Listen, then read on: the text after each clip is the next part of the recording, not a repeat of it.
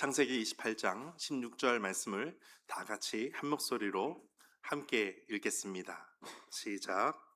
야곱이 잠이 깨어 이르되 여호와께서 과연 여기 계시거늘 내가 알지 못하였도다. 아멘. 다시 한번 읽겠습니다. 야곱이 잠이 깨어 이르되 여호와께서 과연 여기 계시거늘 내가 알지 못하였도다. 아멘. 주님의 말씀입니다. 가슴에 손을 얹고 믿음으로 함께 선포하겠습니다. 하나님을 만나면 살아납니다. 예수님을 믿으면 행복합니다. 성령님이 임하면 가능합니다. 할렐루야. 아멘. 선포하신 대로 되실 줄 믿습니다. 한 아이가 있습니다. 그 아이는 학교를 가는데 학교 생활을 잘 적응하지 못하는 것처럼 보였습니다. 학습도 잘 따라가지 못하는 것 같고, 그래서 학교 선생님이 그 부모를 불러서 이야기합니다. 이 아이는 안타깝게도 학교 생활에 잘 적응을 못하는 것 같습니다. 학교 생활이 어려운 것 같습니다. 그러자 그의 어머니였던 낸시 에디슨은 이야기합니다. 그리고 이 아이를 데리고 제가 집으로 가서 양육하겠습니다. 그리고 집에 가서 그 아이에게 이렇게 말합니다. 아이야, 너는 바보가 아니야. 너는 특별한 거야. 너는 특별한 아이다. 이렇게 이야기해 줍니다. 그리고 그때 그 아이가 자라서 나중에는 우리가 알고 있는 전기를 발명한 토마스 에디슨이 됩니다. 또 한 아이가 있습니다. 이 아이는 학교에서 성적이 꼴찌였습니다. 공부를 너무 못해도 너무 못하는 겁니다. 그래서 많은 사람들이 볼 때도 그렇고 누가 봐도 이 아이는 공부를 잘하지 못하는 아이였습니다. 근데 그의 어머니는 소냐 칼슨은 이렇게 말합니다. 너는 특별히 하나님께서 특별한 목적을 위해 만드신 아이란다. 이 이야기를 해줍니다. 그리고 그 아이는 이 이야기를 듣고 자라나게 됩니다. 이 아이는 유명한 세계적인 신경외과 의사가 된 벤 칼슨이라고 하는 사람입니다. 에디슨도 마찬가지고 칼슨도 마찬가지고 어린 시절 때 수많은 사람들의 많은 이야기들, 많은 어떤 책망하는 이야기들, 그것을 붙잡지 않고 어머니의 한마디 이야기를 붙잡고 나중에 유명한 이와 같은 유명한 업적을 남긴 사람이 되게 됩니다. 한마디의 그 말, 수많은 칭찬이나 수많은 다른 말보다 어머니의 한 문장, 너는 특별한 아이란다 라고 하는 이야기를 듣고 특별한 아이로 자라나게 됩니다. 심리학자들은 이것을 표현할 때 낙인 효과 이렇게 표현합니다. 이 아이에 대해서 한번 낙인 찍으면 그대로 이루어지는 것처럼 될 것이다 라고 하는 것이죠. 그래서 어떤 아이에게 너는 문제아야 그러면 그 아이가 정말로 내가 정말 문제아가 되어야 되나 할 정도로 그렇게 자라난다는 것입니다. 어떤 아이는 너는 할 수 있어 라고 말하면 나는 할 수 없는 것처럼 보였지만 그 말을 듣고 용기를 얻어서 하게 된다는 것이에요.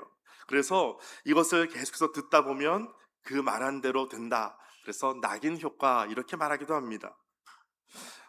저는 중학교 때 읽었던 책 중에 하나가 노만 빈센트 필 박사의 적극적 사고방식이라는 책을 읽었습니다.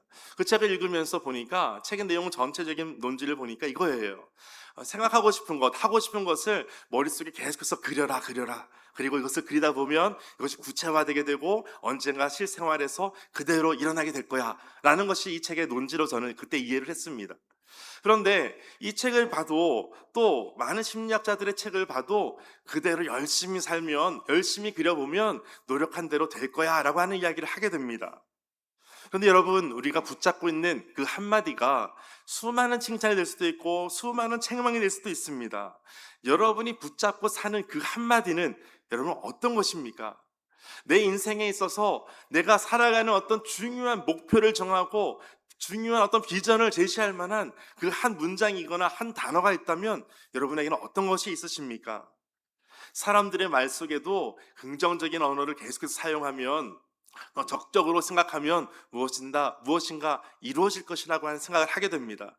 그런데 성경 말씀에 보면 오늘 본문에 나와 있는 한 사람도 있습니다. 바로 야곱이라는 사람입니다. 야곱도 이 한마디를 붙잡고 사는 사람이었습니다. 신약 시대에도 그런 사람이 있었는데요. 바로 베드로라고 하는 사람입니다. 여러분 들어보셨습니까? 베드로는 재밌는 농담이긴 한데 미리 말씀을 드리는 것은 여러분이 이제 어떻게 액션을 취해야 되는지 말씀을 드리는 거예요.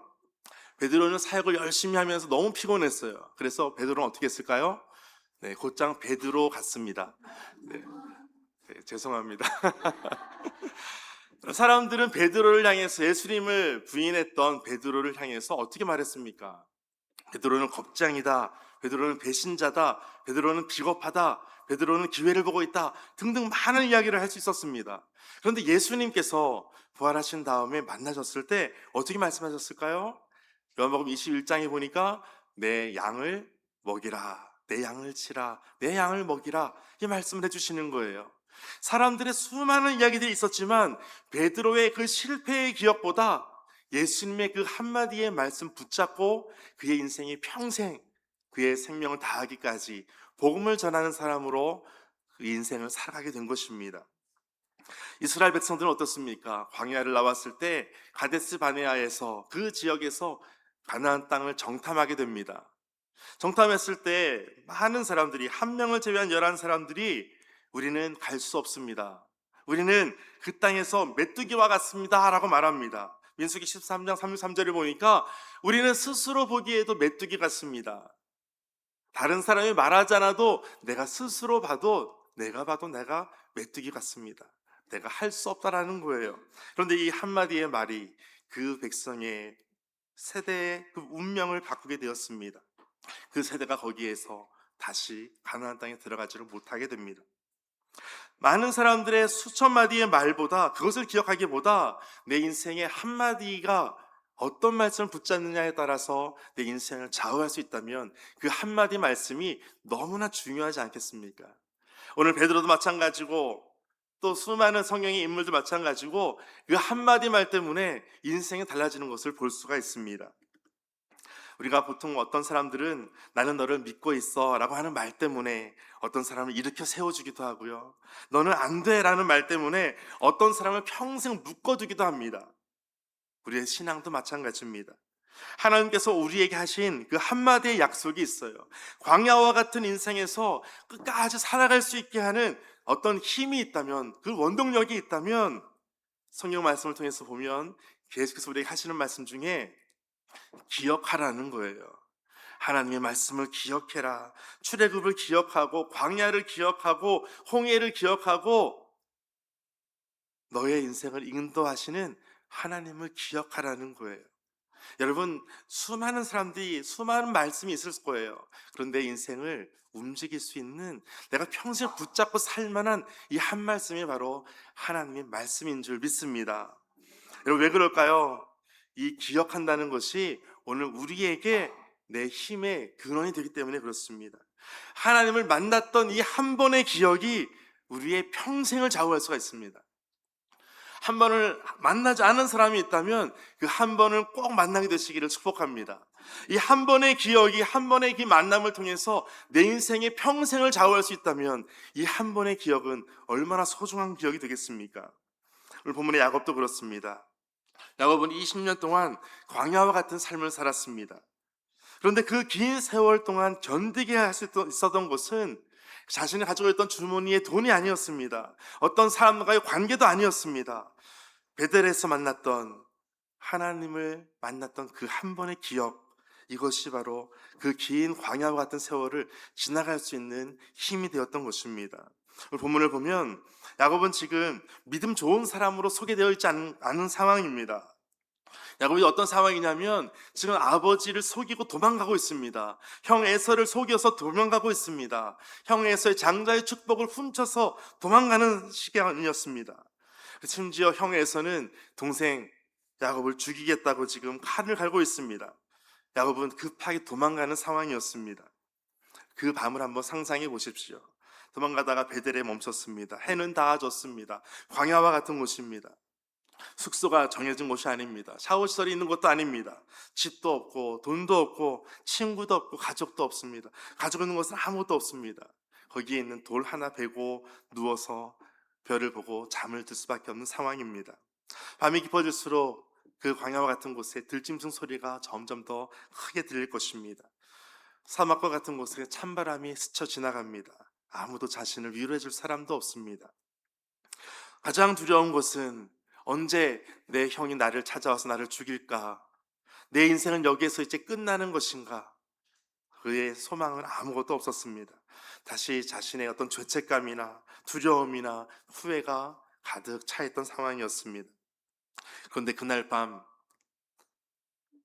하나님께서 야곱을 찾아오십니다. 여기서 중요한 것이 이것입니다. 야곱이 하나님을 먼저 찾지 않았습니다. 야곱이 먼저 기도했던 것이 아니었습니다. 먼저 회개했던 것도 아니었습니다. 제단을 쌓은 것도 아니었습니다. 그냥 지쳐서 그곳에 돌베개를 베고 쓰러져 잠을 잘 수밖에 없는 그런 상황이었습니다. 그런데 먼저 하나님께서 찾아오셨다는 것입니다. 이것이 은혜라는 것이죠. 성경에서는 늘 이것을 말씀하고 있습니다.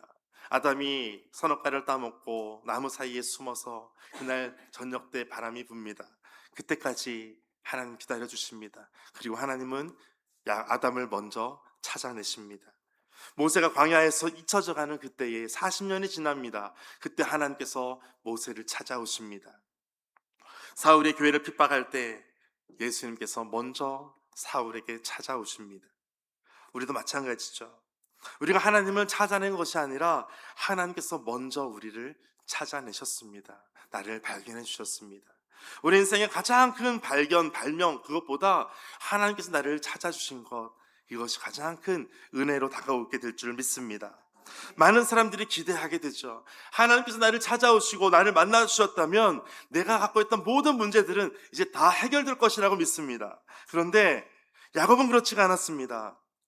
잠에서 깨어났는데 여전히 자신을 위협하는 형은 여전히 살아있습니다. 자신에게 여전히 도망자의 신세가 있는 것이 그대로 있습니다. 현실은 단 하나도 바뀐 것이 없습니다. 변한 것이 없습니다. 그런데 하나님께서 말씀하시는 거예요. 창세기 28장 15절 말씀 같이 한번 읽겠습니다. 시작.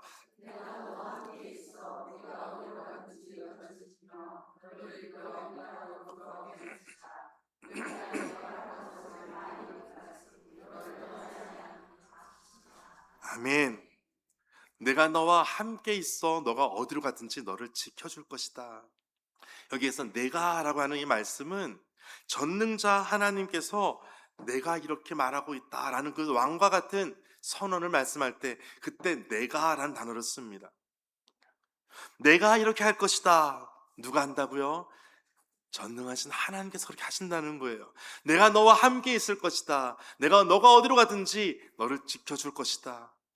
단순히 어떤 힘 있는 빼기는 어떤 사람이 아니에요. 하나님께서 그렇게 하신다는 거예요. 너를 이끌어서 이 땅으로 돌아오게 할 것이다. 지금 베델에 돌베개를 베고 누웠던 아무것도 없습니다. 거기에 내가 너를 이곳에 돌아오게 할 것이다. 누가요? 전능하신 하나님께서요.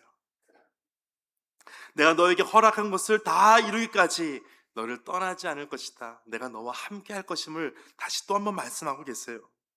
여러분, 내가 이렇게 할 것이다 라고 하는 이 말씀이 출애굽기 20장에 보면 하나님께서 십계명을 주실 때, 이스라엘 백성에게 주실 때 하나님께서 스스로를 어떻게 소개하고 계시냐면 나는 너를 애굽 땅 종되었던 집에서 인도하여 낸 여호와 하나님이다. 이 말씀을 할 때 나는 이런 하나님이다 소개할 때 똑같이 내가 라는 단어를 씁니다.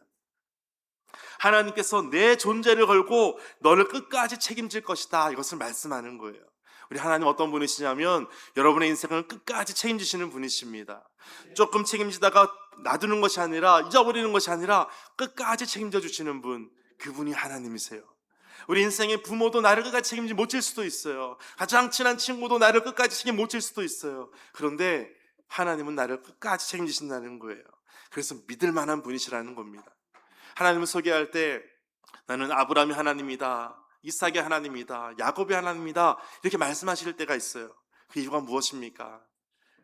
한마디로 한번 따라해 보실까요? 나는 믿을 만한 하나님이다. 아브라함도 이삭도 야곱도 내가 그들에게 하나님이었던 것처럼 나는 너에게 하나님이야 라고 말씀하는 거예요. 우리 하나님은 이처럼 믿을 만한 분이세요. 신실하신 분이세요. 이분이 바로 우리 하나님이십니다. 하나님은 그런데 이렇게 말씀하시고 내가 너와 함께 하겠다 많은 그런 같은 은혜를 베풀어 주시는데 하나님께서 문제를 해결해 주시지 않습니다. 그런데 약속을 먼저 주십니다. 왜 그럴까요? 오늘 나에게 필요한 것은 어떤 문제가 해결되는 것이 가장 급선무가 아닙니다. 내가 변화되는 것이 먼저예요. 문제보다 내가 변화되는 것이 먼저라는 것입니다. 그래서 베델 이후에 야곱의 삶을 한번 보십시오. 하나님을 베델에서 만나 주셨습니다. 하나님께서 만나 주신 이 야곱의 삶은 그런데 더 힘들어지는 거예요. 외삼촌 라반에게 갑니다. 그런데 라반에게 속습니다. 10번이나 품삯을 번복해서 받지를 못합니다. 원하는 결혼을 하지 못합니다. 20년 동안이나 그 시간에 멈춰 갇혀지게 됩니다.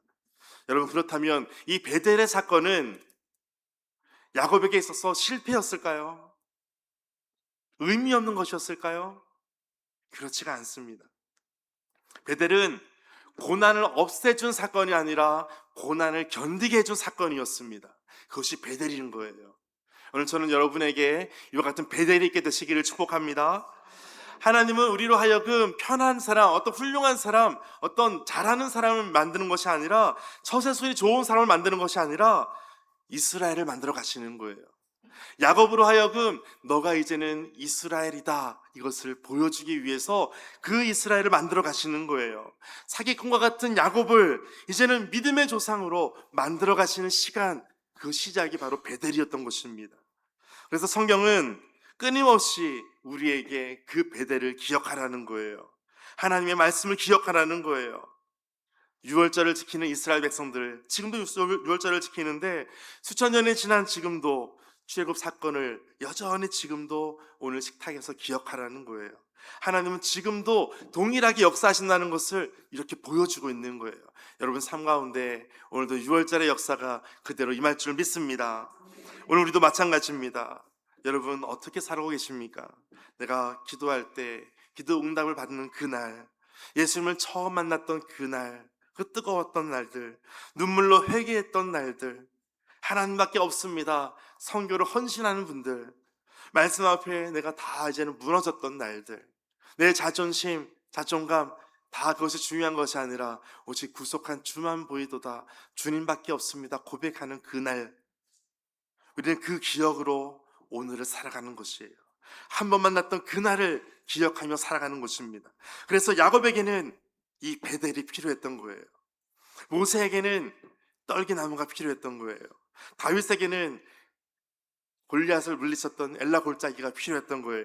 베드로에게는 갈릴리에서 숯불에 물고기를 구워주셨던 그 숯불, 그 장소가 필요했던 것입니다. 오늘 여러분에게도 이 베델이 있을 거예요. 하나님을 만났던 그 중요한 사건이 있었을 거예요. 그 믿음 사건이 일어났던 그것을 붙잡고 오늘을 살아가는 거예요. 힘들고 어려움이 여전히 있다 할지라도 이 한 번의 베델을 통해서 나에게 만나주셨던 그 하나님을 기억하며 살아가게 되시기를 축복합니다. 우리가 처음 받았던 그 은혜, 처음 기도하고 울었던 그 시간들, 어떤 분들은 수련회 가서 눈물을 콧물 흘리며 하나님 기도했던 그 날들을 기억합니다. 어떤 이들은 우리가 지난주처럼 캄보디아 아울리치를 떠났을 때 그때 기억하며 그날을 기억하며 평생을 살 수도 있습니다. 한 번 만났던 그때, 한 번 만났던 그때의 어떤 눈동자, 눈빛들, 한 번 만났던 하나님과의 그 인재를 경험했던 사건들, 그것이 내 인생의 평생을 움직이는 중요한 원동력이 되는 줄 믿습니다. 하나님은 여러분을 그렇게 만나주시는 거예요. 그 만남이 한 번에 족하지만 그 시간들이 계속해서 반복적으로 일어나게 된다면 그 사람은 늘 하나님께서 주시는 그 힘으로 살아가는 것을 늘 경험하고 고백하는 간증이 더 많아지게 될 줄 믿습니다. 하나님께 성령께서 임하실 때 그것이 표면적으로 보여지는 것은 열매들로 나타나게 됩니다. 사랑과 희락과 화평과 오래 참음과 자비와 양성과 충성과 온유와 절제와 같은 열매들이 우리에게 보여지게 만들어지는 거예요. 그런데 보여지지 않는 잠재적인 것이 있어요. 그것은 성품으로 나타나는 거예요. 우리의 성품이 예수님 믿고 점점 더 변화되어야 돼요. 달라져야 돼요. 전에 내가 10번 화를 냈다면 이제는 5번, 2번, 3번, 화나는 속도도, 화나는 어떤 횟수도 줄어드는 거예요. 전에는 내가 발끈했던 것이 웃기가 더 많았다면 이제는 참을 줄도 알아보는 거예요. 이제는 내가 더 그리스도 예수를 닮은 성품으로 닮아가는 거예요. 그것이 믿음 사건으로 한 번의 시작으로 점점 더 나타나게 될 줄 믿습니다. 여러분, 내일 출근할 때에 운전하면서도 갑자기 누가 끼어드는 사람 보면 갑자기 확 나올 수도 있어요. 내일 학교를 등교를 했는데 갑자기 어떤 친구가 팍 치고 지나갈 수도 있어요. 기분 나쁘게 할 수도 있어요. 전에는 이 친구 내가 가만 안 둘 거야 그랬다가도 이제는 한 번 더 내가 참자라고 할 수도 있어요. 달라지는 성품이 만들어지는 거예요. 가정에서 인정받지 않았던 사람도 있을 거예요. 그런데 마음이 견딜 수가 있는 거예요. 병실에서 긴 밤을 보내는 사람도 참을 수 있는 것, 견딜 수 있는 것이 바로 베델을 기억하기 때문이에요. 나를 만나 주셨던 그 하나님을 기억하기 때문입니다. 그날 하나님께서 나를 찾아와 주시고 나를 만나 주셨다라는 거예요. 그 기억이 오늘을 살게 될 줄 믿습니다.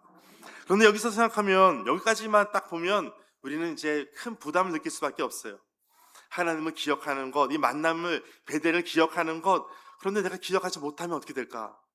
내 기억력이 언제까지나 총명하지 못할 수 있는데, 이런 걱정이 되지 않습니까?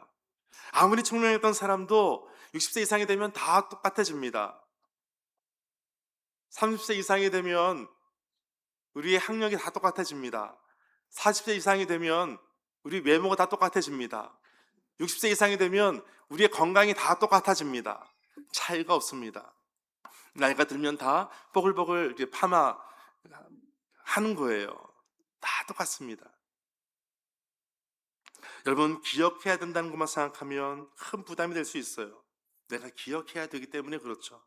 그런데 창세기 31장에 보면 우리에게 이 말씀을 하고 있습니다. 같이 한번 읽어볼까요? 시작.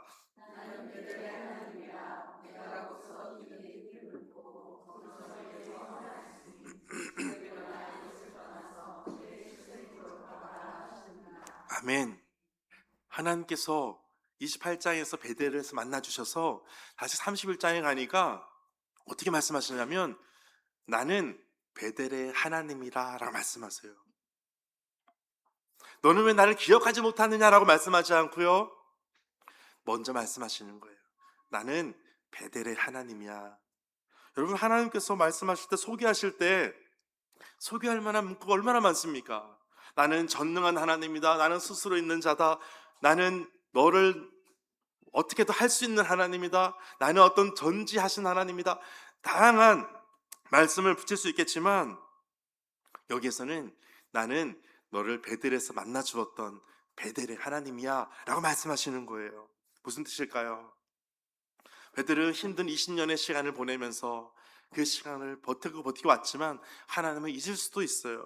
수없이 흔들릴 수도 있어요. 의심할 수도 있어요. 그러나 하나님은 단 하루도 그 베델의 언약을 잊지 않으신다는 거예요.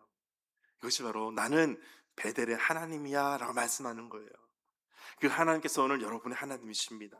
나는 너를 만나 주었던 너의 하나님이다 라고 말씀하세요. 오늘 우리가 하나님을 기억하는 것보다 하나님께서 우리를 기억하시는 것, 이것이 바로 은혜라는 것입니다. 여러분, 길을 가다가 우연히 만났는데 누구를 만났어요. 근데 그 사람이 인사를 해요. 그런데 누군지 전혀 나는 기억이 안 나는 거예요. 근데 얘기를 하다 보니까 내가 언제 만났던 아무개입니다 라고 소개할 때 보니까 기억이 날 때가 있죠. 가끔은 왼수를 그렇게 기억할 때도 있어요. 나는 이 사람을 왼수였는데 어느 날 만났어요. 반갑게 인사를 했어요. 알아보니까 왼수였던 거예요. 그럴 수도 있어요. 제가 예전에 학교를 다닐 때 2년을 마치고 군대를 갔다 왔어요. 복학을 했습니다. 다시 이제 수업 시간에 이제 수업도 하고 이제 다니고 있는 중에 학교 이제 로비에서 장혜경 교수님이라는 분을 만났어요. 그분 이제 신약학 교수님이신데, 그분을 만났는데 그분이 저를 보시고 제가 인사를 하고 그랬더니 그분이 하시는 말씀이 기현이 군대 다녀왔구나 그러시는 거예요. 그래서 제가 깜짝 놀랐어요. 3년이 지나고 복학을 했는데 내 이름을 기억하고 계시는구나 라고 생각하니까 얼마나 뿌듯하고 감사하겠습니까? 그런데 하나님은 시간이 얼마가 지나도 여전히 내 이름을 기억하고 계시는 거예요. 사개오의 이름을 기억하고 계셨던 것처럼, 나다나엘의 이름을 기억하고 계셨던 것처럼 여러분의 이름을 기억하시고 나는 너를 만나 주었던 베델의 하나님이야 라고 말씀하시는 거예요. 여러분, 우리가 이 말씀을 들으면 이제 어떤 생각이 들까요? 내가 잠시 잊었다 할지라도 내가 너를 기억하고 있는 하나님이야 라는 얘기를 들었으면 이제는 내가 다시는 이 하나님을 잊지 말아야겠다, 그런 생각이 들지 않겠습니까? 그래서 야곱도 이런 생각이 들었던 것 같아요. 그래서 35장 5절에 보니까 우리가 일어나 베델로 올라가자. 내가 베델로 가야겠다. 내가 환난 날에 내게 응답하시며 내가 가는 길에서 나와 함께 하신 하나님께 내가 거기서 제단을 쌓아야겠다.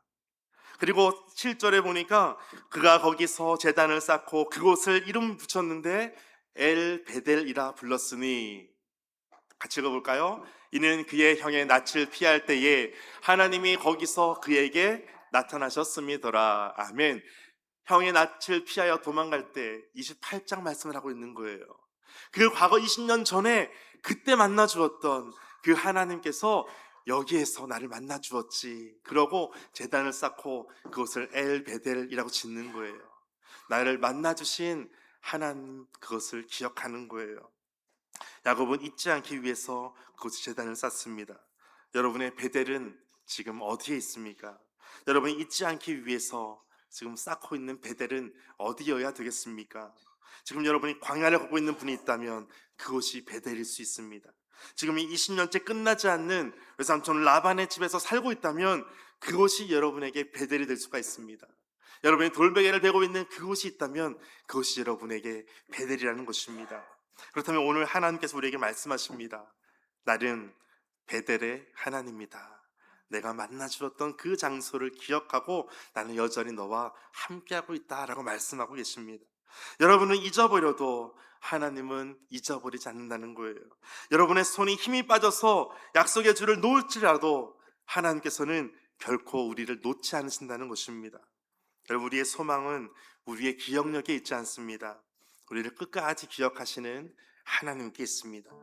하나님을 붙들고 우리가 광야를 지날 때에 반드시 약속하시고 내가 너를 다시 이곳으로 돌아오게 할 것이다 약속해 주시는 하나님, 그 하나님을 기억하는 거예요. 여러분, 잊지 마시기 바랍니다. 내가 잊을지언정 하나님은 내 손을 여전히 붙잡고 계신다는 것을 여러분 꼭 기억하시기 바랍니다. 말씀 가지고 함께 기도했으면 좋겠습니다. 여호와께서 과연 여기 계시거늘 내가 알지 못하였구나 라고 고백했던 것처럼 하나님, 우리 삶 가운데 하나님께서 만나주신 그 단 한 번의 사건을 통하여 오늘 평생을 살 수 있는 힘을 얻게 하시고 오직 소망을 주님께로만 두며 오직 주님께 더 가까이 나아가는 인생이 되게 하여 주옵소서. 오늘 말씀을 기억하며 함께 기도하겠습니다.